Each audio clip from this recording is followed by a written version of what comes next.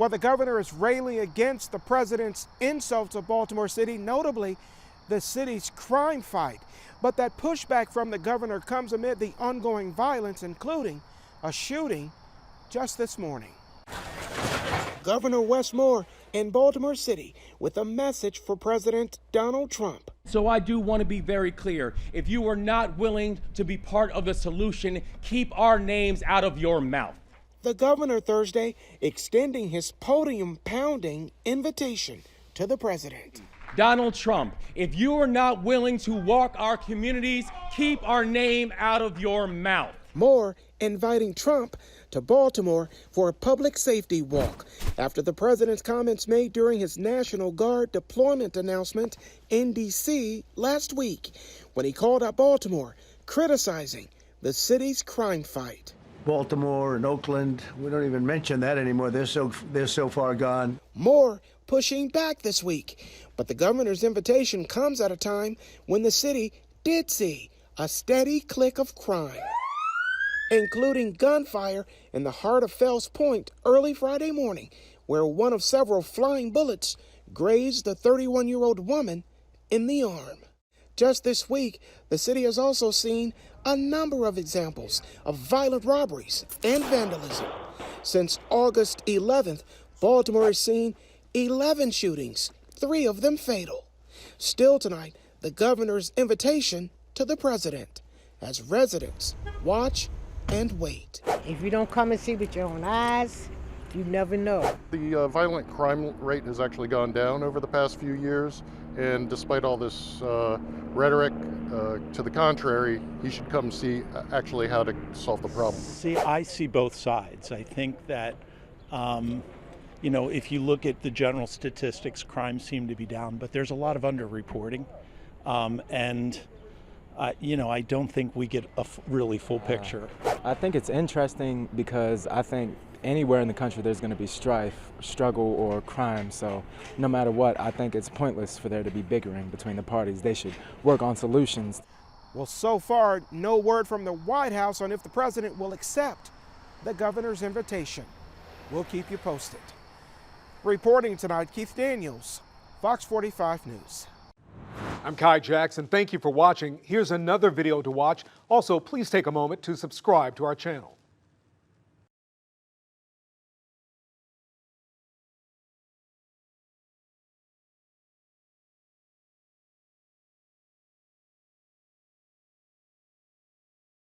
Maryland Governor Wes Moore is criticizing the president. Today, he doubled down on his decision not to call up the National Guard to patrol Baltimore. Governor Moore tells the president not to criticize the city or the state if he isn't willing to meet with local leaders. And so I do want to be very clear. If you are not willing to be part of the solution, keep our names out of your mouth. Thank you for joining us tonight. I'm Kai Jackson. And I'm Maxine Stryker. Those comments are triggering a strong response from state leaders and on social media. Fox 45's Mackenzie Frost questioned the governor's office about requesting federal assistance and looks into the controversial reaction to the governor's words. When President Donald Trump said Baltimore was too far gone, it sparked a firestorm. Now Governor Wes Moore is taking his rhetoric a step further, but some wonder if it could backfire.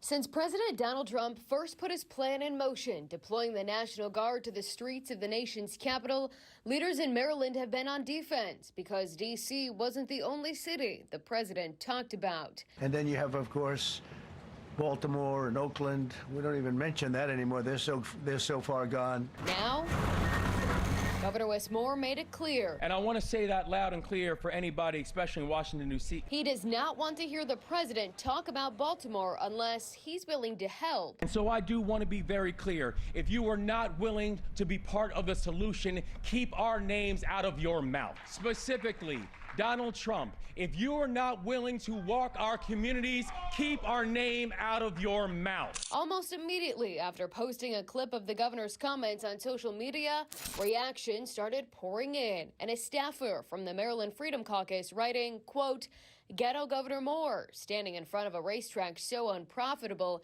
it had to be bailed out by $400 million of state funds to rebuild." The comments quickly called racist by the Maryland Democratic Party chair Stuart Pittman, writing, Republicans in the Maryland Freedom Caucus must disavow this and hold their leadership accountable. But the Freedom Caucus not backing down in a statement saying in part the Democrats in Maryland would rather focus on anything but the $400 million of state taxpayer dollars being spent on the Pimlico racetrack. I thought her comments were a knucklehead thing to say. Political analyst John Deedy says the Freedom Caucus's comments may have been designed to attract attention. He says as we enter campaign season, it's going to get a lot more aggressive.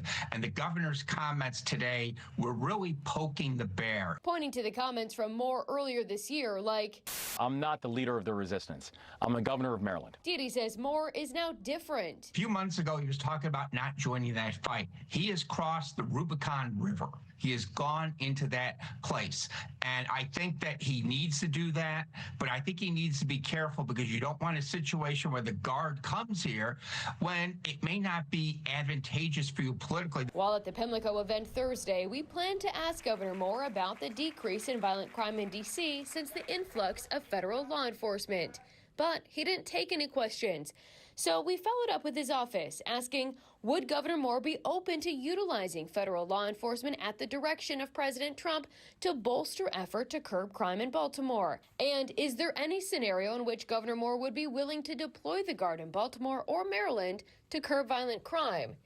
In a lengthy statement, Communications Director David Turner touted the decline in homicides in Baltimore, pointing to partnerships with local leaders as a reason, adding, oversaturating neighborhoods and public places with the National Guard may temporarily deter crime, but it doesn't use a realistic strategy to get to the root of the issues that local officials and communities know best. The White House firing back too. In a statement, a spokesperson continued to praise the crime reductions in D.C. recently, adding, perhaps Governor Moore should take a page out of the president's playbook to stop the rampant crime in Baltimore, the fourth most dangerous place in the U.S. Do you believe that there's any situation in which we will see the National Guard or any sort of federal law enforcement surge into the city of Baltimore if this conversation continues, despite the significant pushback from the mayor and the governor? If some incident was to occur, that would light the president's candle to go do this. For now, the political tensions continue to climb as leaders hope crime continues to drop. While the governor did have his harsh words for the president Thursday, he also sent a letter to the White House inviting the president to participate in a crime walk in Baltimore next month at a date of the president's choosing.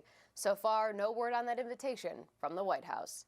In the newsroom, Mackenzie Frost, Fox 45 News. I'm Kai Jackson. Thank you for watching. Here's another video to watch. Also, please take a moment to subscribe to our channel.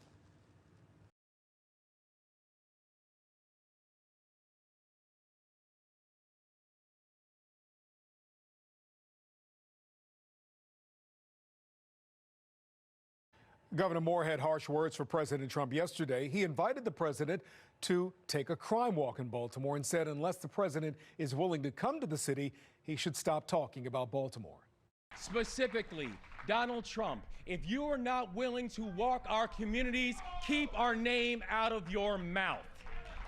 If you are not willing to stand with our people, keep our names out of your mouth. Well, political analyst John Deedy says the latest comments from the governor might indicate a shift in strategy. The first name that came to my mind was Gavin Newsom of California. Newsom is sucking a lot of oxygen out of the room by basically getting on social media and tweeting similar to the style the president uses. And everyone's getting attention for that, and people are commenting on it. And I think that this is going to be something, the way the governor was very aggressive and firm in his statements towards the president. I think for that slice of the Democratic Party, it's going to get a lot of attention. Fox 45's Mackenzie Frost spoke with political analyst John Deedy and a member of the Maryland Freedom Caucus about the governor's comments. She continues our team coverage. Governor Wes Moore continues to make the rounds on national television, and political experts say garnering national headlines may have been part of the plan all along. Friday afternoon, the governor was on CNN, marking yet another appearance for him on the platform. Political analyst John Deedy says based on the number of interviews the governor has done, it may indicate something more. When you see the fact that in the last 24 hours, Moore has been doing a lot of national media. It shows that he was thinking about national media when he did this. And I think he's got to better explain the comments, basically quoting Will Smith, because no one's a fan of violence. And I think that a lot of people may be turned off by that type of connotation and basically quoting someone in that type of moment. I think he's definitely thinking 2028 and thinking about how can he get some attention to kind of get out, kind of get out there as far as people talking about him, because right now people aren't lining up talking about Wes Moore. But at some point they're going to want to see the meat on the steak, not just the sizzle. Being in the spotlight, though, Didi says may be beneficial for Moore in some capacity. I think he will get a lot of extra money from progressive groups because he basically got fired up, criticized Trump, and that's what progressives want to see. They want to see criticism of the president. They don't want to see caving in at all.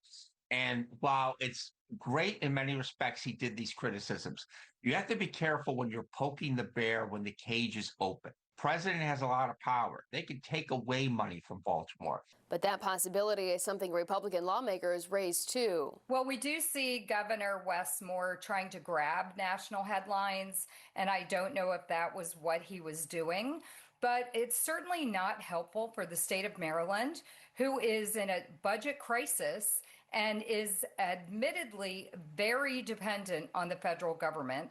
And simultaneously, Governor Moore is trying to get FEMA funding for the flood out in Cumberland. So, taunting the president while you're trying to get help from him doesn't seem like a good strategy. On Fox 45 News In Depth, I'm looking at the president's deployment of the National Guard in Washington, D.C., and what it could mean for us here in Maryland. You can watch our latest episode Sunday morning at 10:30. In the newsroom, Mackenzie Frost, Fox 45 News. Governor Wes Moore and President Trump not holding back as their feud continues over crime in Baltimore and Trump's deployment of the National Guard in Washington, D.C. The governor had previously invited the president to visit Maryland, an invitation Trump sharply declined today. Moore slammed Trump in another national media appearance on CBS Face the Nation this morning, accusing the president of living in ignorance. The reason that I've asked the president to come and join us is because he seems to enjoy living in this blissful ignorance. While the president is spending his time from the Oval Office making jabs and attacks at us, there are people actually on the ground doing the work who know what supports would actually work to continue to bring down crime, but it's falling on deaf ears of the president of the United States. Good evening and thanks for joining us. I'm Maxine Stryker. In a few minutes, national correspondent Christine Frizzell shows us where President Trump might send the National Guard next. But first, Fox 45's Mackenzie Frost breaks down the latest war of words between the governor and president and how it could threaten our state's federal funding. As the temperature continues to rise between these two leaders, experts say Marylanders could ultimately pay the price. The war of words between Governor Wes Moore and President Donald Trump isn't going away. Sunday morning, the president taking to his Truth Social platform to take another swipe at Governor Moore, warning to send in troops to quickly clean up crime in Baltimore after saying he would not walk the streets of Maryland at Governor Moore's invitation. But also President Trump zeroing in on funding for the reconstruction of the Key Bridge, this time threatening to pull the money. I wasn't surprised at all. For weeks, I've been saying, don't poke the bear. And the cage is open on the bear. Political analyst John Didi says tossing around funding for the Key Bridge may not just be political rhetoric. This is Trump, so I would say it's in danger. They have antagonized him. And while you can have disagreements with the president is the power of the purse for state and local governments. And they're failing to realize that problem. Problem is they're ratcheting things up instead of ratcheting them down. The governor continued the argument on social media, this time responding on his personal account, calling Trump President Bone Spurs. While offering to show him around Baltimore on a golf cart, the governor did not mention the president threatening to pull Key Bridge funding. Presidential ambitions may impair the state of Maryland long term. This is where the stupidity of the governor is. We've seen what he's done with federal employees.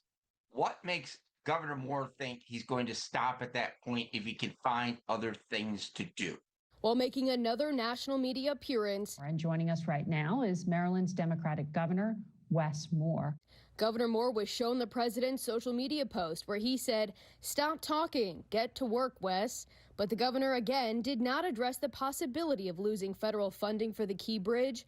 The rebuild is expected to cost between $1.7 and $1.9 billion. And I think the governor needs to back off a lot of the rhetoric and kind of change tactics to more of flattery of Trump, because millions of Marylanders are going to face the economic situation of bad things happening because of these policies. In a statement Sunday, Governor Moore says after the collapse, we worked across the aisle to secure funding, an action that is written into law because of the leaders who put politics aside. Adding the rebuild effort is already underway, and any threats to this funding will cause irrevocable damage to the national economy and the entire state of Maryland. Didi says with this back and forth underway, the president may look for any excuse to make Baltimore the next target for the National Guard. In the newsroom, Mackenzie Frost, Fox 45 News. Hi, I'm Maxine Stryker. Thanks for watching. Don't forget to like this video and subscribe to our channel, and check out Fox Baltimore on social media to find more stories like this.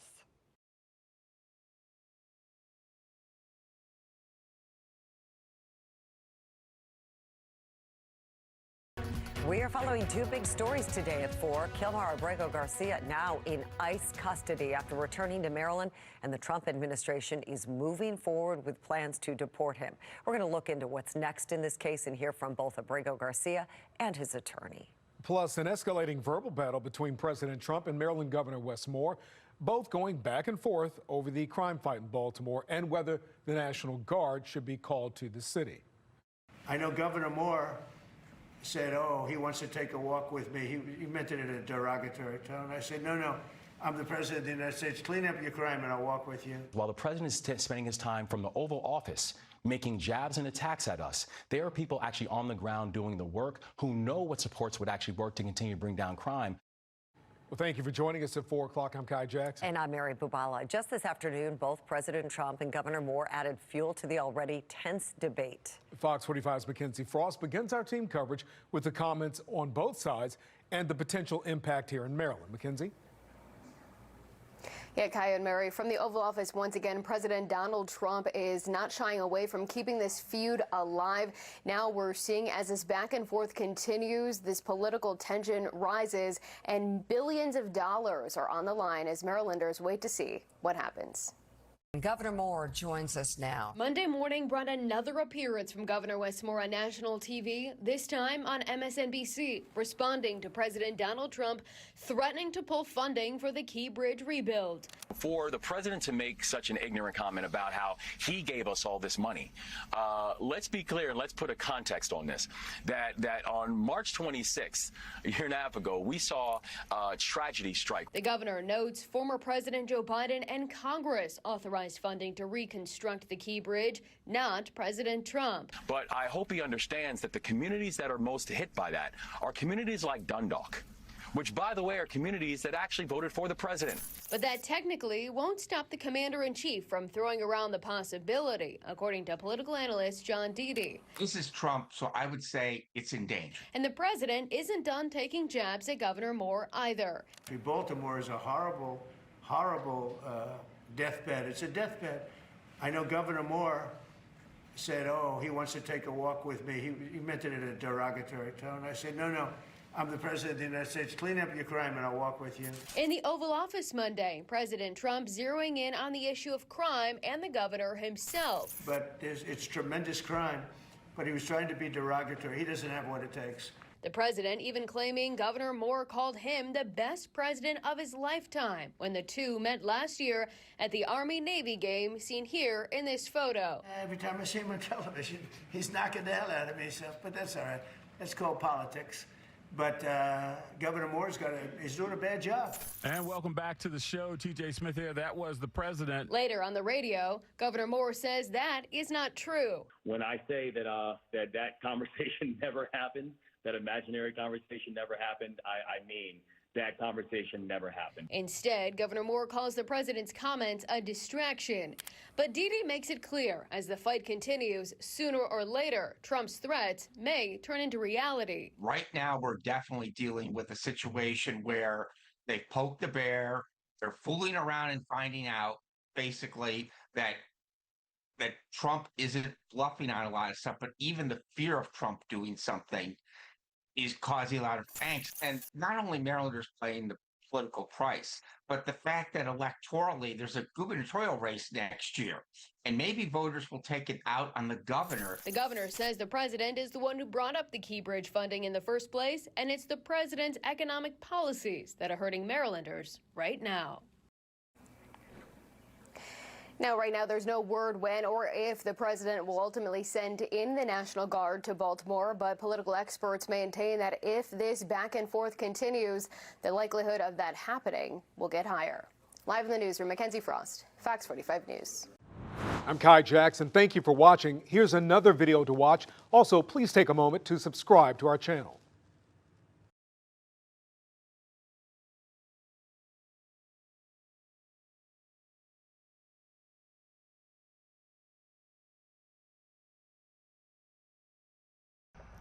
Now, Fox 45's Keith Daniels joins us live with more concerns surrounding Baltimore Police's officer shortage and why some believe the National Guard could help fill in the gaps. Keith.